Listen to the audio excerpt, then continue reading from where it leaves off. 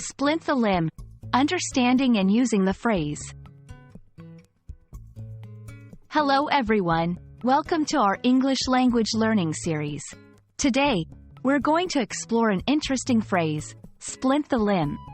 This phrase is not only unique but also carries a significant meaning in both literal and figurative contexts. Let's dive in and understand what it means and how you can use it in your daily conversations. Splint the limb is a phrase that originates from medical terminology. A splint is a device used to support and immobilize a broken bone or injured limb. So, when someone says to splint the limb, they literally mean to apply a splint to a limb, like an arm or a leg, that is injured or broken. This is a common practice in first aid and medical treatments. Interestingly, splint the limb can also be used in a figurative sense.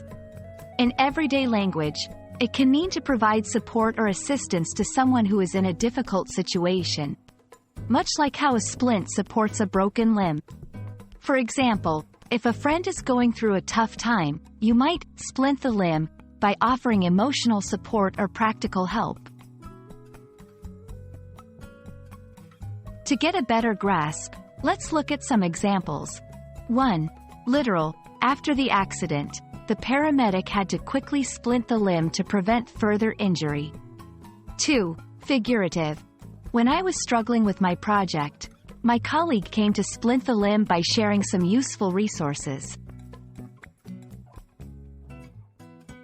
It's important to note that splint the limb is not a commonly used phrase for everyday problems or minor issues.